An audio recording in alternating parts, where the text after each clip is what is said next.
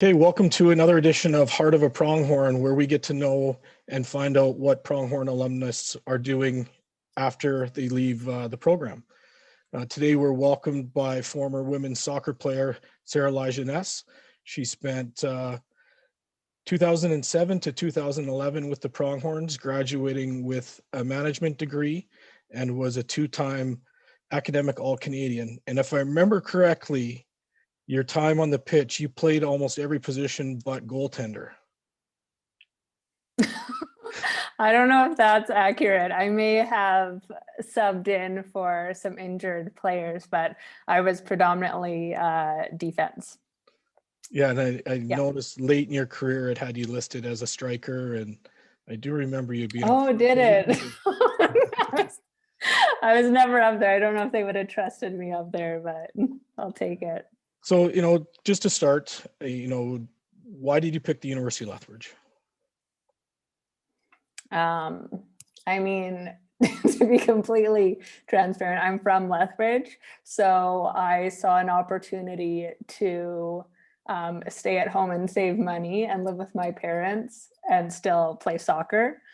So I wish it was, something about the institution or the program, but it was just convenient. I will say, however, that in high school, I wasn't sure if I wanted to play soccer anymore. I kind of lost the love of the game in grade 11 or 12. And Ilsa, the head coach at my time when I was with the program, she approached me about playing soccer and potentially looking at a scholarship. And so the idea of being able to stay at home, but also play with a number of girls that I had grown up playing soccer with, that kind of seemed like the best of all worlds. So, yeah. Okay, and when you think back of your time, with the program and being at the University of Lethbridge, what are some of your fondest memories of being a Pronghorn? Oh my gosh, I was just earlier this week, I was actually going through all of these old photos and memories because it was National Women and Girl in Sports Day or something like that. So I was like going through old photos and I forgot all of the amazing memories that happened over the span of those 5 years. I was fortunate to play for all 5 years.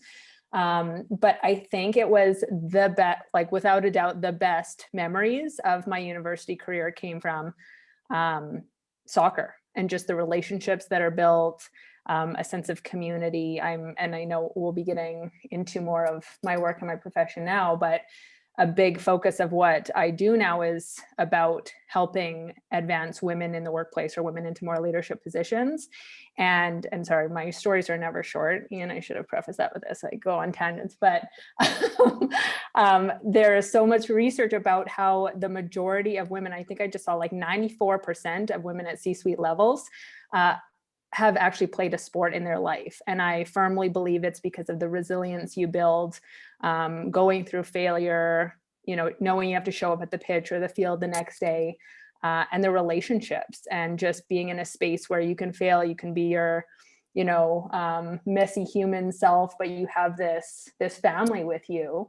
And often, and in my case, I'm fortunate that it's lifelong friendships with a number of the women. So I don't know if that answered your questions, but yeah, no, and if you had to pinpoint, maybe one memory that you take away from your time as a Pronghorn, as kind of a favorite memory, what would it have been? oh my gosh, that's a really hard one. Bus trips are sticking out to me. Or not an inspiring response by any means, but again, like just the laughs that you have, the good times, the conversations that happen on those like 16 or 18-hour bus rides that I really don't believe anyone should actually have to endure. But going to Manitoba and like the snow or whatever, there's so many fun memories from those bus trips. Ilsa used to make all of our teammates, and it was more so a joke, but we would have to do push-ups if we swore. And so on one of the bus trips, we caught Ilsa the first time swearing in like my 4 years.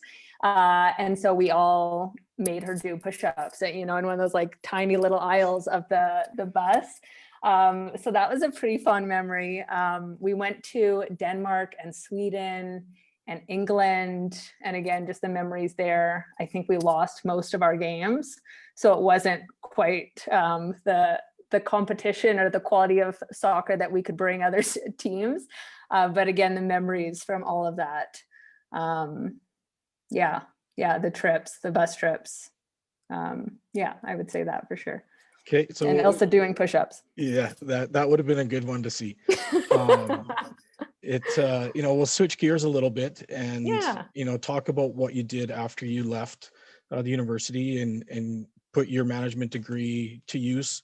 You started in the professional football world, which even now at that, it's a unique opportunity that not many women in sport get, and we're seeing some expansion on that across North America right now, which is great to see. But you stepped into an old boys club and worked with the Calgary Stampeders and the Hall of Fame and the league and Hamilton Tiger Cats, and just kind of talk to us a little bit about your experience there and what you did as being a new grad and kind of cutting your teeth on the work world.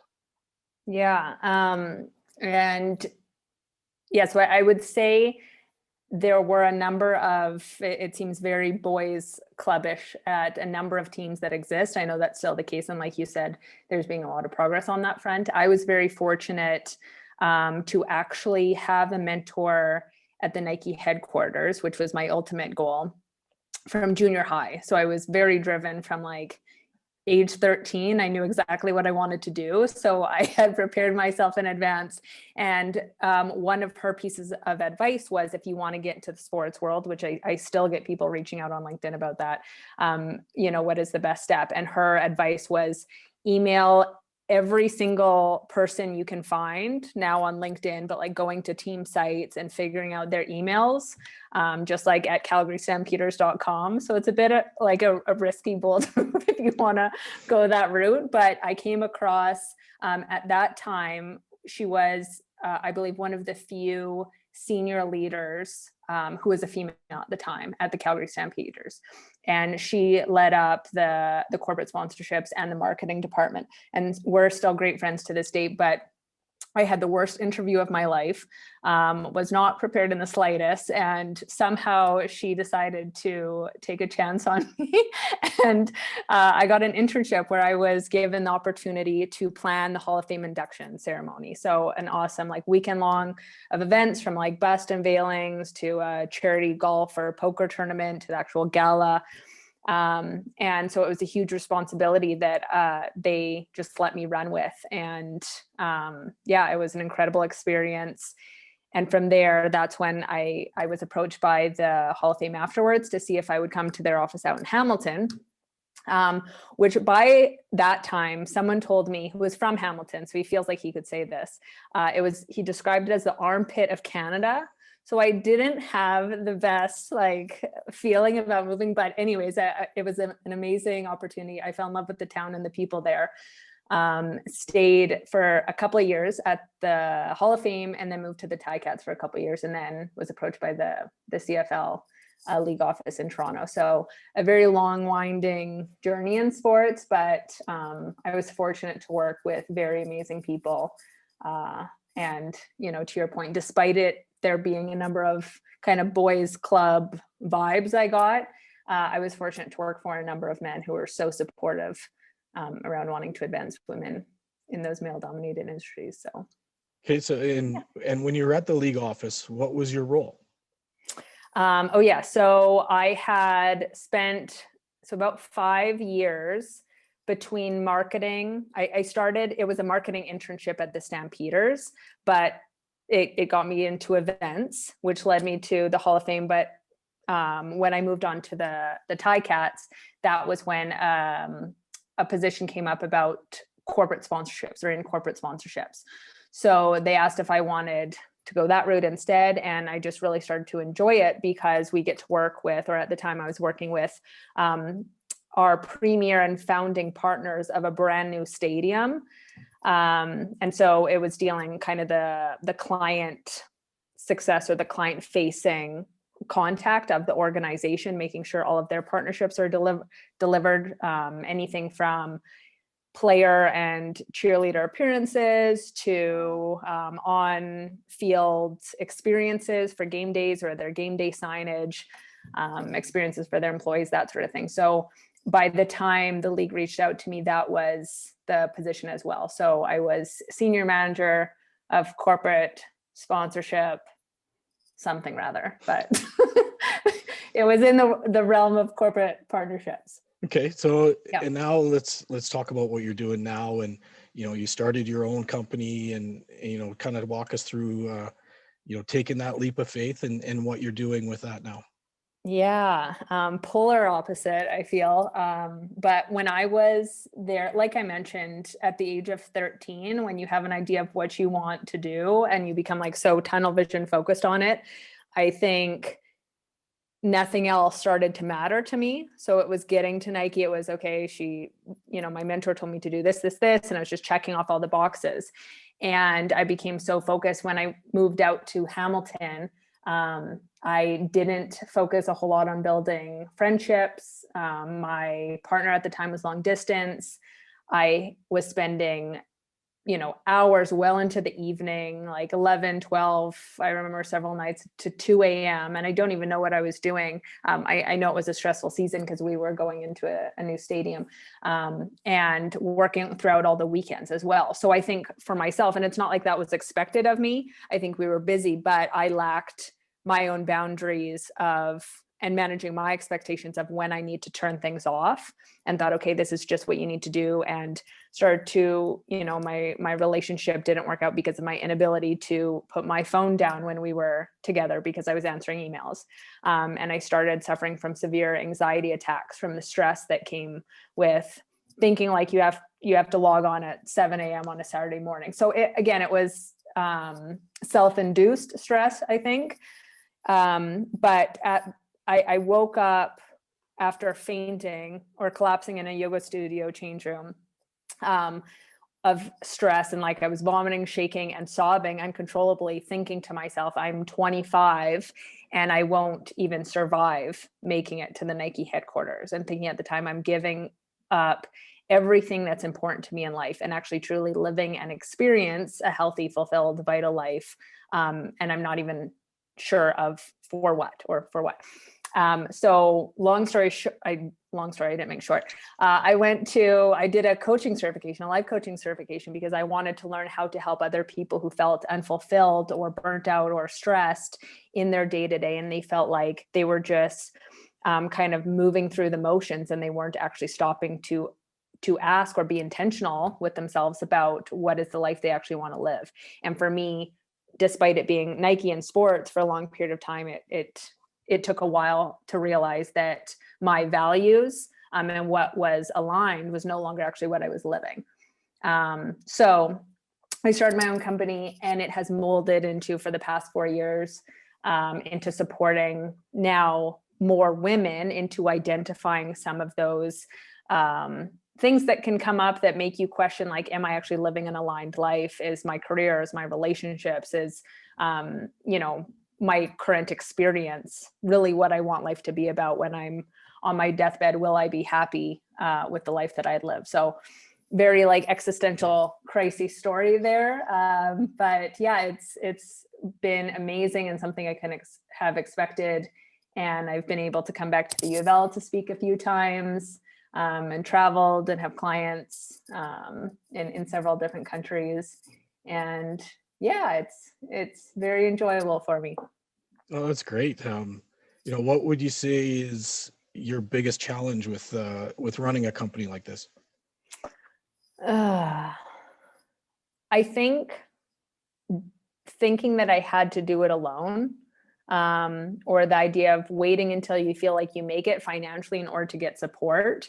And I've just hired my first employee after 4 years. I should have done it 4 years ago, but she's, it was interesting. She actually worked at the CFL with me, and I said, okay, whenever I can afford someone, I need to hire you, because she's vastly more detail oriented than I'll ever be. But I hired a business operations manager, and I think identifying that, and I see this with women a lot, but myself included, it's feeling like if we need to ask for support or acknowledging that we have weakness, then we are weak, or we are a failure, or we were never cut out to do this. And so identifying that we all have different strengths, and rather than focusing on your weaknesses, just embracing that you have strengths. And I do my coaching, I speak, I write, I do the things that I think are in my zone of genius. But the greatest lesson is also learning, hire the people or call on the support systems that complement those areas that you may not be strong in. And then also the idea of not being afraid to look like an idiot, which is probably good advice, not just for entrepreneurs, but for everyone. I think we spend so much time in our head worried about what everyone else thinks, that we're sacrificing a huge part of who we are and self-expression and what we want to do in the world if we listen to those fears. So that's another. Yeah. More than what you asked for. I should have asked this at the start, but where are you based now? I'm in Calgary. You're in Calgary. And, just for anybody that might be interested, where can they find you online? Oh, you're so sweet. Yes. My email is sarahLajeunesse.com. My Instagram is sarah.lajeunesse. Pretty much you can find me anywhere at Sarah Lajeunesse. But yeah, on Facebook, LinkedIn. But I say probably where I am most active is on Instagram, and also check out my website. I have a new course that's just come out. I have a podcast where I bring in amazing female leaders from different industries to talk about, moving through their own fears, or fear of failure, or imposter syndrome, or anything that again supports a female on that journey. So yeah. No, that's great. And, just kind of one final question, thinking back to your education and your time at the University of Lethbridge, how did that prepare you to make the steps that you've done since graduating and leaving the Pronghorn program? I wish that I was a better student, because I feel like had I listened more or showed up to more classes or prepared more for exams, I would have actually been a lot more well equipped for running my own business.